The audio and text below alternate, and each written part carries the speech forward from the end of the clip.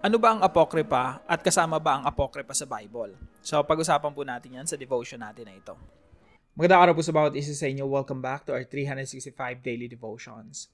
So, dito po sa devotion natin na ito, pag-usapan po natin yung Apokripa. Para po sa mga bago sa atin, marahil hindi tayo familiar dito, no? Yung Biblia po kasi, normally, meron po siyang 66 books of the Bible. Compilation po siya, collection of many writings. 66 all in all. Pero ibang mga Bible po, mayroong Apokripa, kaya umaabot po ng 73. So, ano po ba yung Apokripa? This is the collection of books included in the canon of Scripture by the Roman Catholic. So, yung Apokripa, meron silang mga collections na wala sa ibang mga Bible. So, not included in the canon, but not included in the canon by Protestants. From the Greek word Apokripa, things that are hidden. So, yung mga Protestante tsaka yung mga Roman Catholic, meron silang magkaibang sets of collections of the books of the Bible. Sa Roman Catholic, meron silang 73. Sa mga Protestante, meron silang 66. So, pag-usapan po natin yan. Ito po ang pinagkaiba. Yung Catholic version, meron silang 46 books of the Old Testament. Yung Protestant version naman, meron silang 39 books of the Old Testament. Kaya maraming nagtatalo dyan eh. Yung mga Protestante, kayo binawasan niyo yung Bible. Sasabihin ng mga Protestante, kayo dinagdagan niyo yung Bible. Ano ba talaga yung tama? So, ano yung mga apocryphal books o yung mga apocrypha, yung mga karagdagan na meron sa Catholic version? Ito po yung Tobit, Judith, 1st and 2nd Maccabees, Wisdom of Solomon, Sirach or Ecclesiasticus, and Baruch. Now, marami pong mga apocryphal writings, kagaya ng Esdras, First Esdras, tapos meron pang Bell and the Dragon, meron pang Addition to Esther, Addition to Daniel, Prayer of Azariah, Prayer of Manasseh, Susanna, marami pang iba na mga apocryphal writings. Dito po sa ating pag-aaral na ito, tandaan po natin, ito po ay introduction lang kasi hindi naman talaga natin madidiscuss lahat in detail. Who accepts the Apocrypha? Sino ba mga tumatanggap ng mga apocryphal writings? So, yung Roman Catholic, meron silang isang set na ganito. Greek Orthodox, meron silang ganitong sets. Mga Russian Orthodox, ito yung sets nila, ang dami. May 3rd Maccabees pa. Sa Greek Orthodox hanggang 4th Maccabees. Yung Roman Catholic, 1st and 2nd Maccabees lang. Yung Coptic or Egypt, ito yung sets of apocryphal writings na kasama dun sa Biblia nila. Dito po sa ating pag-aaral, mag-focus po tayo sa Catholic version and Protestant version. Now, ito po yung verse na ating pag-aaralan ngayong araw. Sabi po rito sa Luke chapter 24 verse 44, ito po ay ang ating Panginoong Jesucristo. Siya po yung nagsasalita, kausap niya po yung dalawang disciples niya. Sabi niya, He said to them, "This is what I told you while I was still with you." So sabi niya, ito yung dinidiscuss ko sa inyo, ito yung sinasabi ko sa inyo nung magkakasama pa tayo kasi ito po ay after resurrection, ay muling pagkabuhay ng Panginoong Jesucristo. Kausap niya yung dalawang disciples niya. Sabi niya, "Everything must be fulfilled that is written about me." So lahat ng nasulat, patungkol yan sa akin. So ano yung sinabi ni Jesus Christ? Sabi niya, mula dun sa Law of Moses, sa Torah, the prophets, Nevi'im, and the Psalms. Ito po yung category ng Ketuvim. So, dito sa Luke chapter 24:44, may ino-authenticate si Jesus Christ. May nare-recognize si Jesus Christ na parte ng Old Testament. Kasi during the time of Jesus Christ, wala pa naman New Testament. Ang gamit nila Old Testament. Ang tanong, ano yung Old Testament na gamit nila? So, sabi rito, dapat matupad ang lahat ng nasusulat tungkol sa akin sa kautusan ni Moises, sa aklat ng mga propeta, at aklat ng mga awit. So, merong 3 aklat yan, 3 division, yung Jewish Bible. Yung Torah, the Nevi'im, and the Ketuvim. Now, marami pong nagsasabi na nung sinabi ni Jesus Christ to, hindi kasama yung mga apocrypha, yung mga apocryphal writings. Ito yung una nating teaching ngayong araw. Yung mga nasulat na meron tayo ngayon, 66 books of the Bible, lalo na yung Old Testament natin na 39 books. Ito yung authenticated by Jesus and the Apostles. Kumbaga, ito yung pinapatunayan ng Panginoong Jesucristo at ng mga apostol na original. Kasi po, originally, 39 books lang naman talaga ang gamit ng mga Hudyo. So, ito lang po talaga, 39 books. Now, yung nadagdag rito, hindi naman natin sinasabi na hindi yun importante. Importante pa rin yun. Pero hindi siya kapantay ng Biblia. Hindi siya kapantay ng mga sinulat ng mga apostol or mga nirecognize ng mga apostol. So ako, yung Bible ko na dati kong Bible makapal, merong mga Tobit, Judith, Maccabees itong mga ito. Binabasa ko siya. Importante siya sa akin kasi nalalaman ko anong history, nalalaman ko kung ano yung mga views nila long time ago. Pero hindi ko siya trinatrato na kapantay ng mga sinulat ng mga propeta dito sa Old Testament at sa New Testament. Now, kahit naman may pagkakaiba tayo ron, wala namang problema. Kasi kahit naman mga Roman Catholic, ang tawag nila dito sa mga nadagdag na ito ay Deuterocanonical. Ibig sabihin, second canon. Merong first canon, ibig sabihin yung 66 books, yung original. Tapos yung mga dadagdag, yun yung tinatawag nilang second canon. Kaya Deutero, means second. Second canon, Deuterocanonical. So kahit yung mga Roman Catholic, sinasabi rin naman nila na this is a later addition. Though trinatrato nila to na kapantay ng ibang mga sulat. So, ang pinaka-safe para sa akin, kailangan authenticated by Jesus and the Apostles. Yung mga writings na binabasa natin o kinukonsider natin na basihan ng pananampalataya. Number 2 po, authored by the apostles and associates. Na wala naman tayong problema sa New Testament. Kasi pareho naman ang Catholic at iba't ibang mga religions, ina-acknowledge yung New Testament, 27 books. Ang nagkaka-issue lang, yung Apocrypha. Kasama ba talaga yung mga apocryphal writings? Now, isa po sa basihan ng New Testament, yung 27 books, kailangan sinulat yan ng mga apostles or directly associated sa mga apostles at kay Jesus Christ. Nung unang panahon po kasi, yung early church, naging issue sa kanila, alin ba talaga yung mga writings na dapat i-recognize natin or recognize. So, kasi yung ibang mga tao, kagaya ni Marcion, nangongolekta na sila ng sarili ng mga writings, na-reject nila ang Old Testament. So, yung mga Christian, kailangan umakto, kailangan mag-respond. Kailangan sabihin na natin ano ba talaga yung mga writings na kabilang sa scripture.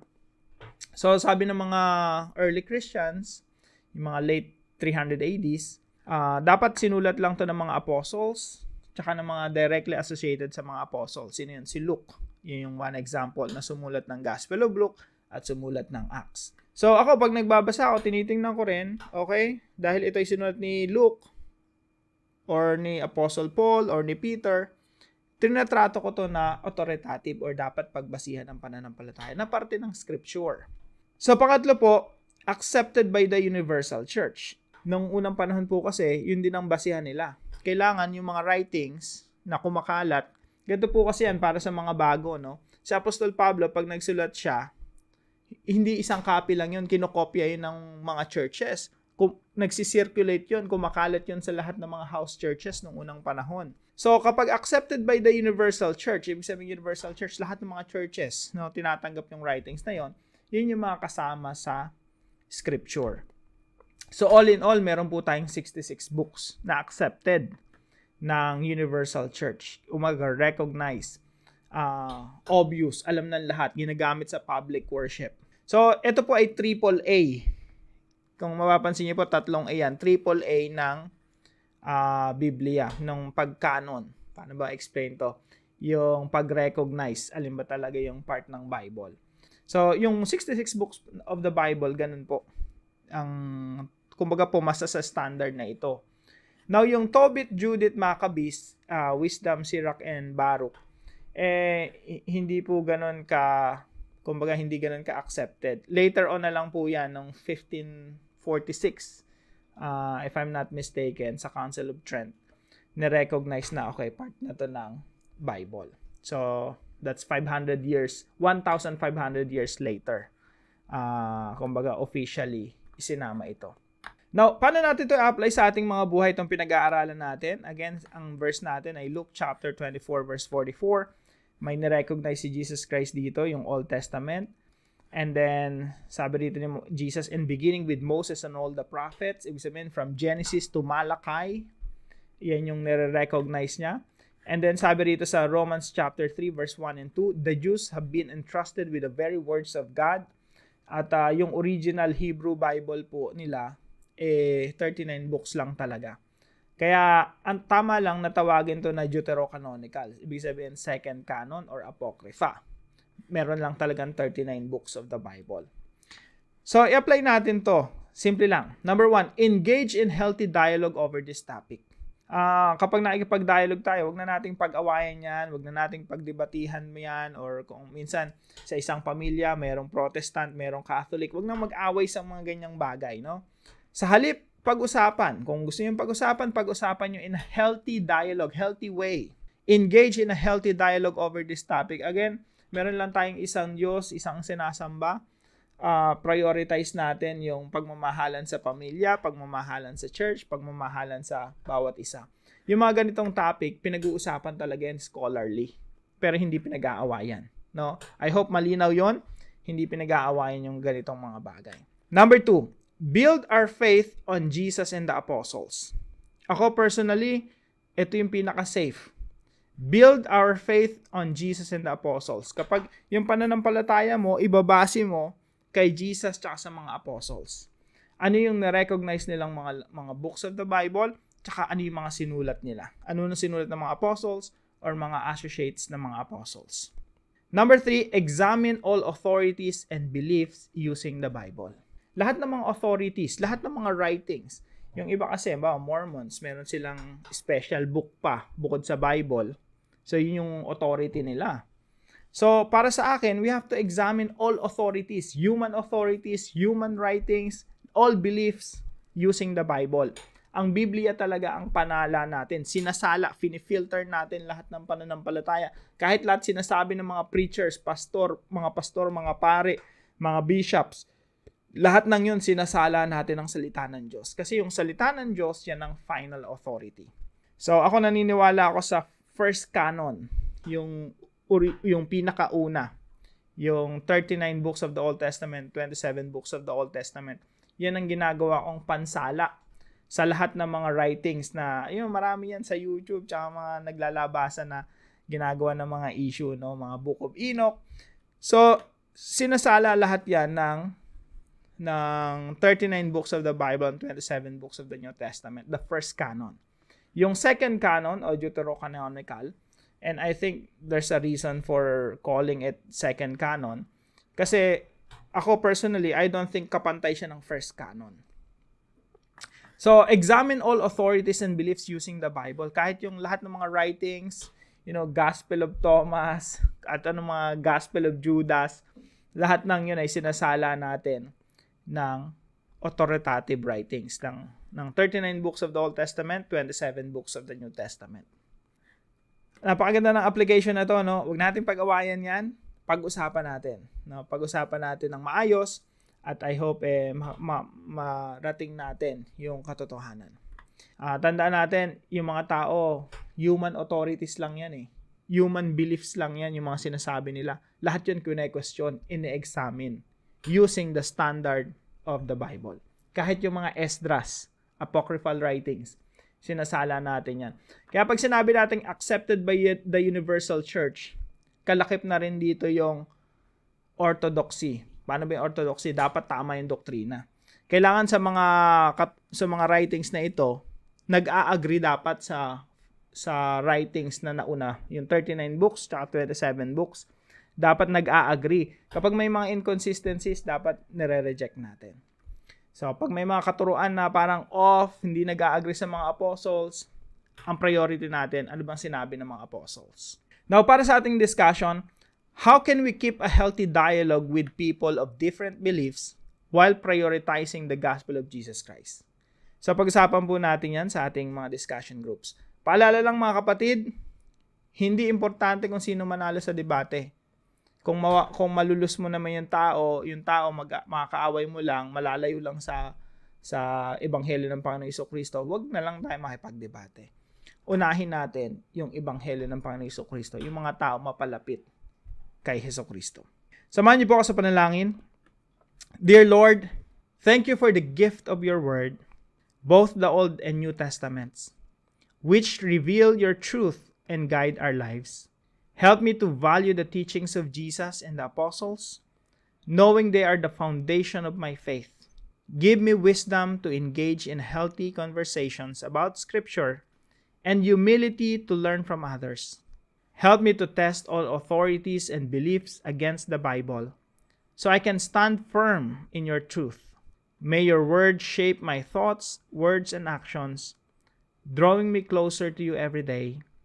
In Jesus' name I pray. Amen and amen. Maraming salamat po sa katuwang natin sa devotion natin na ito, si Brother Gerald. Maraming salamat sa iyo, kapatid. And happy birthday kay Sister Violi ng Mabini, Batangas. Happy birthday po sa inyo.